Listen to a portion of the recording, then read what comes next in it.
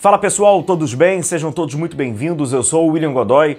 Esse vídeo tem o patrocínio da 1xBet, uma empresa bookmaker que garante a você grandes ganhos e pagamentos rápidos. Você pode apostar em esportes e esportes eletrônicos e aproveite o bônus aqui do nosso canal em dobro, que você botando 200 ganha 400, 600 você ganha até R$ 1.200. Então aproveite o bônus em dobro e temos palpites, né? Alguns palpites da rodada. Jogo Vasco-Bahia, Vasco jogando em São Januário, né? Fluminense e River Plate, um jogo equilibrado. Corinthians e Independente Del Valle, o Corinthians precisa vencer em casa. Tolima e São Paulo, o São Paulo tá numa draga, né? Então o Tolima dentro de casa, assim como New Old Boys e Santos. Santos também fora de casa pode ir sofrer. Você pode fazer alguns desses palpites na 1xBet, mas aproveita o nosso cupom aqui, ó, Godoy1x, para você aproveitar bônus em dobro. Faça o depósito e ganhe um bônus em dobro com a 1xBet. Bom, galera, vamos falar sobre essa derrota do Flamengo. O Flamengo perde para o Botafogo por 3-2 pelo Campeonato Brasileiro, num jogo que traz algumas dimensões aí, né, pra gente analisar e pra gente falar. A primeira delas sobre algumas escolhas do Jorge Sampaoli, entre elas, como você vê aí na imagem, que é o Ayrton Lucas jogando um pouco mais avançado. E aí eu trago, inclusive, propositalmente essa imagem para ilustrar, que é a imagem do primeiro tempo do Flamengo com a posse da bola, e é onde, naturalmente, né, fica esse Flamengo bem propositivo, né, bem avançado, com seus jogadores, entre eles o Ayrton Lucas, que acabou substituindo o Gerson ali em cima da hora, pelo Gerson ter sentido o adutor no aquecimento. Pois então, acaba passando por um erro, e agora é mole falar, mas acaba passando por um erro porque, na minha opinião, primeiro, o Jorge Sampaoli acabou superestimando a capacidade do jogador de jogar naquela posição, fazendo determinada função, num contexto que, assim, é como a gente observa aqui, o Ayrton Lucas está lá naquela linha, né, mas por dentro, né, aguardando aquele passe, né, aquele passe para chegar por dentro, aqui na ocasião, a posse de bola com a defesa do Flamengo, ele inclusive está ali naquela posição. O Everton Cebolinha mais aberto e tal. Não é tão simples. Você pode estar ali por uma circunstância do jogo, como em alguns momentos o próprio Ayrton está, não nesse contexto, né, de estar aguardando por dentro. Ele pode ir conduzindo a bola, vindo por trás, né, aquela ultrapassagem. E existe, né, ele estar desta forma, que é bem diferente. Alguns jogadores terão essa dificuldade. Então ficou nítido no início do jogo, desde já dos primeiros minutos, que ele estava se sentindo desconfortável, meio torto ali, meio desentrosado. Eu não sei se ele treinou naquela posição ou não, mas de qualquer forma, não sei se foi o suficiente também, mas de qualquer forma a gente vê nitidamente um certo desconforto natural, que é diferente de um ala caindo por dentro, conduzindo a bola, vindo por trás, já estando lá. Então, na minha opinião, ele acaba errando nesse aspecto.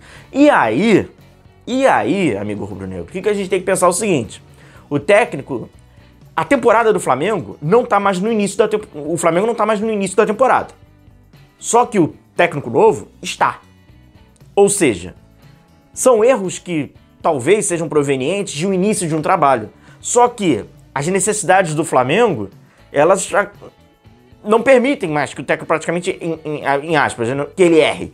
Porque ele já não tá no... Porque agora, se eu não perder um jogo pro Campeonato Estadual, você acaba perdendo... Então, os erros agora, eles já passam... É de Campeonato Brasileiro, é de Campeonato Libertadores, é de Copa do Brasil. Não é isso? A escolha não é essa, a do Flamengo? Então, o São Paulo fica numa seara que, assim, o apontamento ao erro, ele ganha uma relevância muito maior pela realidade e pela condição. Não é isso? Mas, enfim. E aí ele vai lá, coloca o Ayrton Lucas. Eu trago para vocês algumas imagens aqui, começando aqui pela saída de bola do Flamengo. Olha o Santos, onde é que tá. A gente vai falar sobre isso. O Santos, né, praticamente ali armando o time e tal. E aí o que acontece? O Flamengo vai aqui circulando a bola, né, vai trazendo aqui pelo lado esquerdo. O Davi Luiz vai conduzindo ela aqui e vai tentar por dentro, né. Esse passe foi quando de fato o Flamengo tinha essa dificuldade. E aí sobra ali pro Everton Cebolinha aqui pelo lado esquerdo. Ó, bem, esse lado do Botafogo, como a gente tá vendo aqui, ó, que o Everton tá tendo dificuldade, ó, tentando brigar uma, tentando brigar duas, tentando brigar três. O Botafogo, o técnico dos Castro fez um time muito... O time do Botafogo, ele é físico. É um time de imposição. Pelo meio campo, é um time de imposição. Na frente, o próprio Tiquinho também é um jogador de posição. Só que ele também fez dobradas pelo lado direito, porque sabe que o lado esquerdo do Flamengo é forte. Com até então era o Gerson, com o Ayrton Lucas, o próprio Everton Cebolinha. Então ele fez um jogo físico de muita posição. O Flamengo teve uma certa dificuldade no início do jogo, pelo lado esquerdo, tentando... O Cebolinha não tinha 1 contra 1 pelo lado esquerdo. E aí essas dobradas com muita imposição física gerava muito problema pro Cebolinha. Aqui, por exemplo, é o Flamengo mais uma vez. A gente vê que o contraste ele é muito parecido, né? É quando o Flamengo tenta dar uma acelerada, o Wesley pro Gabigol. O Wesley foi uma grande jogada. O Wesley, Vidal acertou a trave. A ultrapassagem estava 0 a 0. O panorama do jogo no 0 a 0 era esse. Flamengo com a bola, o Santos bem adiantado. Vou falar mais à frente, tá? Sobre o Santos, vou trazer um vídeo pra gente falar sobre isso. Que assim, vai ser teste para cardíaco, mas aí eu vou falar um pouquinho sobre isso. E aí o Gabigol se movimentou, o Wesley ultrapassou, o Wesley recebeu, Vidal chegou.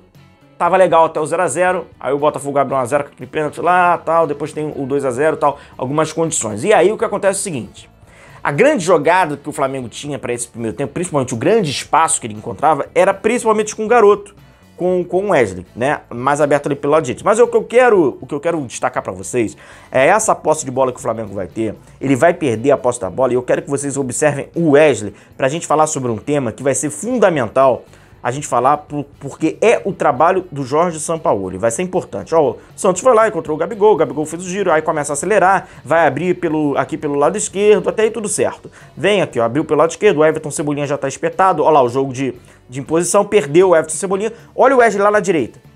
O Wesley, ó, lá na direita, recuperou.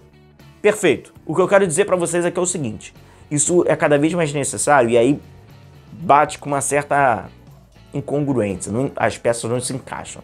Que é o seguinte, vocês viram, o Flamengo foi, girou a bola, perdeu a bola. Haverá uma exposição muito grande, porque o Flamengo tá bem pra frente, tá sob, né, sob um risco bem grande, porque tá bem ofensivo. Perfeito, a ideia é essa. Só que a transição tem que ser muito rápida.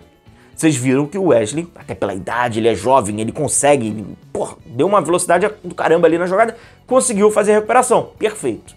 O que acontece é o seguinte, o São Paulo fica preso em Vidal, em alguns momentos. Esse jogo, então, foi postergando demais essa substituição. Davi Luiz, com o goleiro já tá adiantado. O que eu quero dizer é o seguinte, se ele aposta na transição defensiva, na velocidade, porque não é hoje no Flamengo, ele aposta sim. Opa, porque algumas coisas aí não batem. Tá entendendo o que eu tô dizendo, né? Então, assim, se vai correr esse risco e aí você precisa apostar na transição ofensiva, na velocidade, uma vez que a cobertura na bola é aquilo que a gente já falou centenas de vezes, da galera da frente, precisa então de muitos Wesleys, né, para correr atrás. Então, havendo uma necessidade talvez de rejuvenescer alguns pedaços do campo. Mais jovens, porque esses caras vão te dar mais capacidade, ou teoricamente eles deveriam te dar mais capacidade de transição defensiva. O Flamengo vai pro vestiário com esse 2 a 0, com esse prejuízo desse 2 a 0, o jogo já muda completamente. Que aí já é um Flamengo tentando, né, vai naquele base lá de tentar de qualquer jeito, qualquer coisa, e o Botafogo aí sim, bem retraído, buscando unicamente contra-ataque. O Flamengo tem uma bola no início do segundo tempo, que o Gabigol não pode perder aquela bola. O Everton Ribeiro entra, se ele precisava de alguém pra achar, ele achou muito bem, a bola quicando, pega muito mal, tá assim, péssimo. O ataque do Flamengo, a dupla, se a gente pode chamar de dupla, Pedro e Gabigol, péssimos. Os dois foram péssimos. Por quê? O Gabigol perde uma oportunidade claríssima para descontar no início do segundo tempo. Claríssima. O Pedro perde uma oportunidade, mas o Pedro ainda tem uma questão. Não participa. E aí eu já vou iniciar uma crítica impopular. Porque enquanto o Pedro tá empurrando bola para dentro, que é um artilheiro, assim, a capacidade dele de artilharia é inquestionável. Ninguém vai falar nada. Mas a gente tenta antever. Ele se movimenta muito pouco. Não é de hoje. Ele se movimenta muito pouco contra o Internacional, que inclusive foi quando ele saiu, aí deu aquela chiadeira e tal. Ele se movimenta muito pouco. E com isso, então, o jogo ganha um novo formato pro Flamengo. Porque é um jogador que não tá arrastando, não tá puxando a marcação. Ele se movimenta pouco, ele fica muito estático. Ele tem que gerar mais jogo com a sua mobilidade, com a sua movimentação. Uma coisa é mérito total, gol, mas tem que gerar um pouco mais. Tem que ter uma mescla ali, Gabigol e Pedro. Se tiver uma fusão, tá perfeito. Perfeito. E aí o Flamengo consegue diminuir com o Léo Pereira que teve que fazer gol pelos atacantes, né? Porque os atacantes não fizeram, incompetência. Não fizeram os gols. Aí o Flamengo sofre um gol de lateral, cara, de novo.